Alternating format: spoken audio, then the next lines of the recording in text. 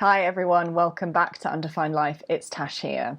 So today I want to explore the role of the inner child in our awakening journey. Specifically, how embodying and embracing the frequency of the inner child is essential for our soul purpose and potential in order for us to actualize that in this incarnation.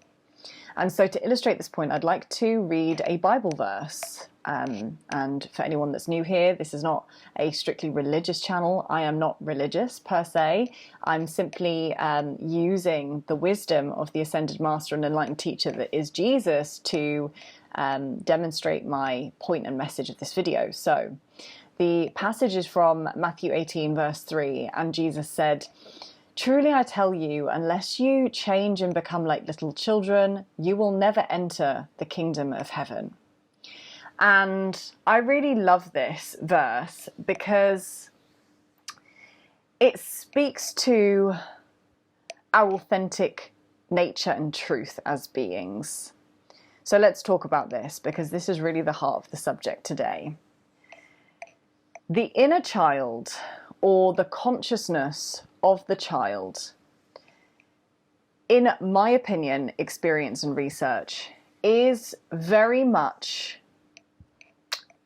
a channel, if you like, is very much a conduit for source consciousness. So let's talk about why this is. Children, especially when they're young, are directly connected to the soul self. So this is prior to societal and parental and educational conditioning setting in. Especially prior to the age of 6, children are these walking beams of life force energy, of abundance, of playfulness, of innocence, of curiosity. They really embody and embrace the purity of the soul self, the authentic expression of the unique being. And unfortunately, over time, in this very dense reality that we are currently experiencing, we are exposed to programs, conditioning, ideas, stories, narratives, belief systems that slowly but surely begin to obscure that pure light of the child, or the inner child, until the point when we reach adulthood, that light that shines in its authentic expression, in its uniqueness, has been dimmed or is altogether obscured. And that's why so many people reach adulthood and feel like they've completely lost touch with who they are, and they can no longer connect to what they enjoy, what they're passionate about, what it is they truly want to do. Because we are, when we reach these states in adulthood, ultimately disconnected from our truth, from our true selves, from our soul self, and from that inner child frequency, which is a channel back to the soul self. So I want to just take a moment to discuss why this happens. And for me, what the invitation is, the soul invitation is, when we're on our awakening journey. So let's start at the very beginning. And I'm going to draw on the work of Gabor Mate, who is a best-selling author, speaker, and expert on developmental psychology, childhood trauma, and addiction. He's a wonderful practitioner for anyone that is interested in deeper inner work, specifically in child work. I highly recommend watching some of his content and reading his books. He's an incredible man. So he has a model that he draws on regularly with regards to our needs as young beings, as young human beings. And I want to use this as the kind of framework, if you like, for this discussion. So there are many models that discuss our core needs as beings. Maslow's hierarchy of needs being the most famous, probably. Tony Robbins has his own model that he's created. Let's talk about this Gabor Mate model for needs in relation to the kind of soul's journey. So when we're born as children, all babies, we come into this human experience incredibly vulnerable. We are actually the least capable species on the planet of looking after ourselves when we're first born, which means that our core needs, these two core needs I'm going to discuss, are really essential for us. The first of these needs is the need for attachment. So quite simply, this means we have a need as powerless, helpless babies in human form to be attached to another being that can provide for us, love us, give us provisions, resources, food, shelter, safety, in order for us to survive as baby beings. Try saying that 5 times fast. So we have a need, a survival need for attachment to our parents or caregivers or whoever is looking after us as a baby. So that's our first need, the need for attachment, which, you know, love, security, and basic needs being met by that individual. The second need we have is the need to be authentic, or the need of authenticity. At the basic physiological level, this need helps us to connect with our sense of individuality. It helps us to connect with our individual human bodies, right? So this is kind of where the ego forms. When we start connecting to our sense of separateness and individuality and our unique needs separate from the external environment. So this need of authenticity helps us to connect to our authentic needs for food, to go to the toilet, for sleep, for safety, for shelter, for, you know, to need to regulate our body temperature, etc.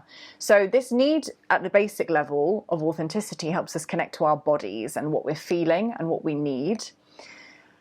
At the deeper level, especially as we get older, the need for authenticity actually connects us to our unique soul truth and expression. So we have these two core needs. We've got the need to be attached to others. And if you think about this from the kind of evolutionary perspective as humans, we were mostly gathering in tribes and communities because that's how we were safest in our evolutionary journey. And so being attached to the tribe and community was the safest thing for us. If we were ever abandoned by the tribe or the community, it meant almost certain death, particularly thousands of years ago. And so we do have hardwired within us a fear of being abandoned by the tribe and not having that attachment to others, especially as young beings, because we needed those others in order to survive. So we've got these two core needs. Now, in an ideal world where everyone was doing their inner work and everyone was living as, you know, integrated beings, we wouldn't have to sacrifice either need, and we would be able to grow up having a healthy sense of attachment to those around us and also having a healthy relationship with our individuality and authenticity. But we don't live in an ideal world. We live in a world where most of us were parented by parents or caregivers that had their own shit going on, that they came into this experience and didn't get their needs met in an ideal or healthy way. And then unfortunately, they parented us from that maladaptive / unhealthy place. And so what happens over time in this human experience is, more often than not, as children, we are encouraged to, either directly or indirectly, to sacrifice our authenticity in favor of the connection and the attachment to our caregivers or parents. So let me give you an example. One of the most common things that we hear from parents, either maybe your own parents or just when you're out and about, you hear this from parents all the time, is when a child is crying, what words generally does a parent say to their child when the child is crying? Oh, stop crying, you know, or, you know, stop with the tears, or we don't need to cry, you know, nice big smile. Another big one is, you know, when there's anger. So many parents will say, like, we don't do anger in this house, or, you know, we don't want anger here, otherwise you go to the naughty step, or whatever. So at a very basic level, that authentic expression of the child in that moment, right? The child is feeling something, the child is expressing what it's feeling, but that authentic expression is being denied by the parent or caregiver. Now, maybe, you know, once or twice, this doesn't have a very profound impact on the child's consciousness. But over time, what happens is, unfortunately, we get messages from those around us, from society, that who we are is in some way either inconvenient or burdensome or difficult or challenging for those around us to deal with, and that we need to adapt and modify our behavior in order to be accepted in our connections, in order to be lovable, in order to be, in an attachment with those around us. And obviously, as children, we're relatively helpless, we're relatively powerless, we don't have the means to support ourselves, so we're really intent on securing and maintaining our attachment to our parents and caregivers, which means that we generally, as kids, whenever we're faced with a trade-off, do we choose our parents and our attachment to those around us, or do we choose to be ourselves and authentically express? More often than not, we'll choose to abandon our authenticity. So what do you think this means in terms of our long-term development? Well, obviously, by the time we reach adulthood, if we continue in that vein of denying our authentic needs to express, to feel, to embody certain aspects of our being, by the time we get to adulthood, we arrive as shells of ourselves, really, because we've been so intent on trying to please the people around us and accommodate their needs and what's comfortable for them, and being what we think they need, and trying to avoid conflict or disharmony in our relationships, where we really have lost contact with our bodies, our emotions, our needs, our deeper needs in terms of our desires, our gifts, our innate and embodied wisdom.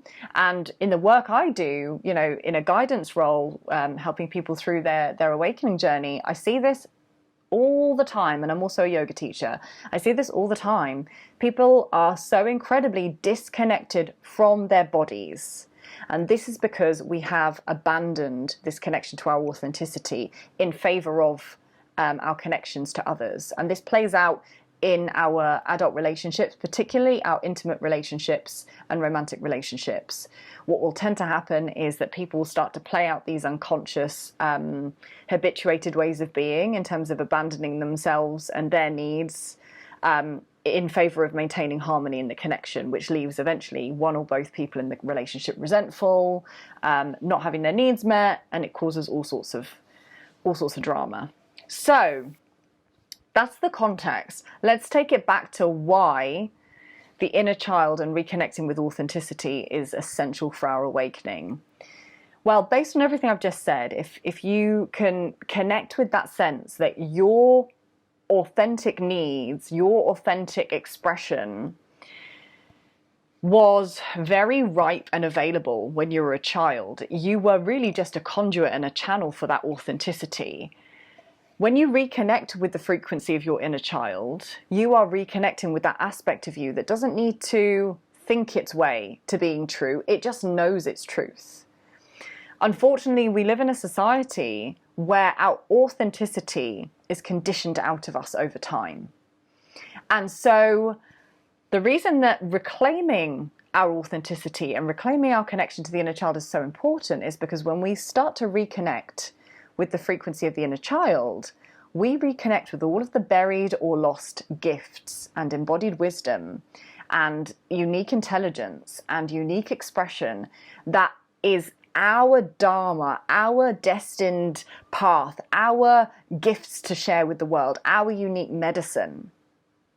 So what I've been finding in some of the work I've been doing with people and in my own exploration is that more and more people on this awakening journey, when they're really starting to come back into their truth, they are actually kind of circling back and returning to many either activities or experiences they had when they were children. And so this is an invitation for you today to just start noticing, to observe, to get curious about what you really loved as a child.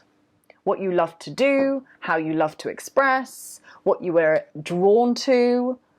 Because this kind of magnetism to people, places, experiences that you had as a child, these are all this is a roadmap for you. This is a way for you to begin to access your soul's wisdom and your embodied wisdom as to what you need to do and who you are here to be in this life. The inner child really is a channel for that. So when we reconnect with the frequency of the inner child, which is always within us, because we still are the inner child in many ways. We are still that being that was the inner child, or was the child 20, 30, 40 years ago. The physical body is aged, but that consciousness still remains active within us. And actually, most people are operating in adult bodies, but with a childlike state of consciousness, especially in terms of their emotional availability or their emotional development. Most people still have very either childlike or like adolescent states of emotional maturity.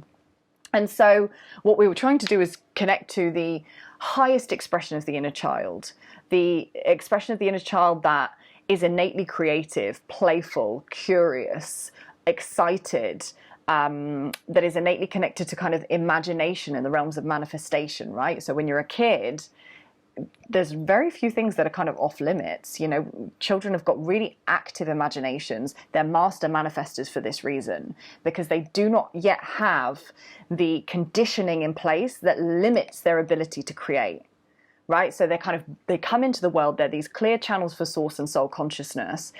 They do not have conditioning that says that's not possible. And so they're able to they're really able to connect with the formless dimensions of this experience and the ability to create in form, which is what we're here to do. But then, of course, over time, through, you know, conditioning, programming, and fear-based propaganda, we get that connection kind of beaten out of us. The magic of life gets zapped away. And so we grow up into kind of disconnected, disillusioned adults, when actually the key to living a really joyous and purposeful life is reconnecting to that limitless state of consciousness that the child accesses, because the child is directly connected to source consciousness. It's still fairly fresh for the child, right? Babies, they're just like eyes wide open, absorbing everything in this 3D reality. They're so fascinated by it all, and they've come, you know, very recently from source into form. That soul memory of infinite potential is very fresh in their consciousness. And so we want to reconnect with that pure connection. And the inner child is a really potent way for us to reconnect. And it's also, for me, a really essential way for us to reconnect with our soul gifts, our soul wisdom, our soul memories, you know, things that we've inherited from other lives, past lives, ancestral wisdom, ancestral gifts. This is why many children are able to either recall past lives or have memories or things that they can do or see, right, that don't make much sense to adults. You know, I know many people that were either children that I grew up with or people who have children now who see ghosts, who see spirits, who see fairies, who can connect with the non-physical or the multi-dimensional planes in a way that seems kind of bonkers to us as adults with, you know, lots of conditioning in place. And for those of us who have been disconnected from our magic, you know, the child's imagination can just feel like fantasy, when actually I would argue that the child is just connecting with the multidimensionality of this existence, which is far beyond just the five senses and the 3D realm, of course. So let me just check to see if there's anything else I wanted to share in today's transmission. I think the real message is just for you to, or the invitation is for you to just start leaning in and getting curious about your experience as a child, your positive experiences as a child, the things that you were innately drawn to as a child, that you love to do, because those things, they didn't go anywhere, right? That activity you love to do as a child, that location, that, you know, environment, that experience, that didn't just dissolve and become meaningless to you. It may hold wisdom about what you're here to do. It may be something that you're being asked to embody in your adult state and bring through into your work in some way. I'm going to give you a quick example. When I was growing up, from primary school up until the time I went to university, I absolutely loved acting, drama, performance. So I was cast as Red Riding Hood in my primary school Year 7 play. And from that point, really, I just fell in love with performance. I loved acting throughout secondary school. It was actually a very important part of my healing journey, especially with my face. I had a lot of hang-ups about my nose, and acting and performance connected me to this just playful, vast, magical realm within myself where I could be anything I wanted to be. And it allowed me to get into, you know, lots of different states of embodiment, access lots of different frequencies. That's why acting is so tempting, I think, because it allows you to sample lots of different energies. It allows you to play in that way and to embody those different frequencies, that possibility. And that's why I think it's so appealing for so many creative people. And so I loved acting. And when I was going to university, my plan and my intention was to go to drama school, to go to acting school, and to perform. Again, not with any, you know, end goal, not necessarily to become an actress, although at the time I really wanted to be. It was more for the love of doing it, for the love of the creative process. But I was surrounded by a lot of pragmatic and disconnected adults who, while I was very good at drama, I was an A-star student and I was one of the top 10 students in the country at GCSE, I was surrounded by a lot of people who were thinking very much left brain, right? Like, what are you going to do for work? What's your 9 to 5 going to be if you've got a drama degree? And so I was very good at drama. I was also equally as good at English. And so I was encouraged to sway, to move away from my authentic need to express and be creative, and instead, in order to please the people around me at the time, I lost contact with what was my authentic need, and I chose to maintain harmony in my attachments with my teachers and my parents by ultimately studying the subject that they wanted me to study, right? So I abandoned my authentic needs and my soul's desire to express in that way in order to maintain attachments to others and to people please, right? So this is a really good example of how, as adults, you know, I was 17 or 18 at the time, I denied myself and I denied what my soul was calling me to do, which would have gone against the grain, but would have been deeply healing for me. I went against the grain, and I chose to study a subject that I wasn't that passionate about, and it seeded a very deep existential crisis, mental health, decade of mental health issues, which was really just disconnection from the soul self. Until now, at this point, I've just turned 30, and I'm realizing that that love of performance and acting and drama is not redundant. And I'm realizing that actually that love of free creative expression in that way is going to be woven into the work that I do as an adult, in the healing work, in the embodiment work. I realize now that you know, when it comes to kind of performing, when I'm in that zone, I don't care. I don't give a shit. I will go all in, and I don't care if I look stupid, if I look ugly. I will go all in for a performance. And so what that allows me to do is it allows me to quite fearlessly model to other people ways of being. And when I kind of come into that zone, I can be quite fierce in the way that I embody, and I'm not self-conscious about it. And so I know that part of my work here is to help people to rewild, is to come back to their authentic truth, right? The part of them that doesn't give a shit about conditioning and rules and other people's expectations. It's the part of you that just wants to fucking be you without apology. And part of my role is going to be to help people to really get into that space. And I feel I'm going to do that through embodiment work, through rewilding work, through ecstatic dance, through rage rituals, through real like free expression and dancing and chanting and singing and crying and just naked bonfire parties. And so I know that my love of acting and drama and performance is going to be woven into that. And that real kind of just unapologetic expression can be woven into this work. So that was a very long-winded way of saying and demonstrating that the things we loved when we were younger and when we were connected to our soul self, they're still relevant as adults. And it's like, how can we weave in all of those aspects that we loved into our work and our way of being in the present? We don't have to let them go. We don't have to lose them. I'm not saying regress and become childlike in, you know, lack of responsibility and disempowerment and victimhood. I'm saying harness the gifts, the skills, the innate passion that you had as a child. don't let it go. Don't let it be dampened out, because that's your thread back to your soul self, to your authentic self.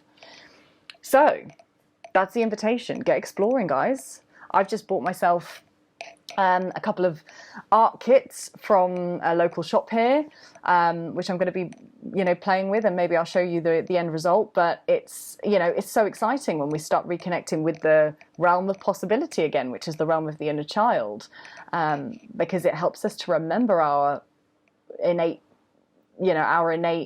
way of being, our innate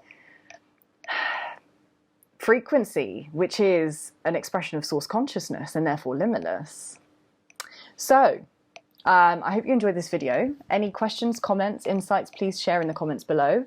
If you're not already subscribed and you like this type of content, please subscribe, because it really helps with the algorithm and more people seeing me on YouTube.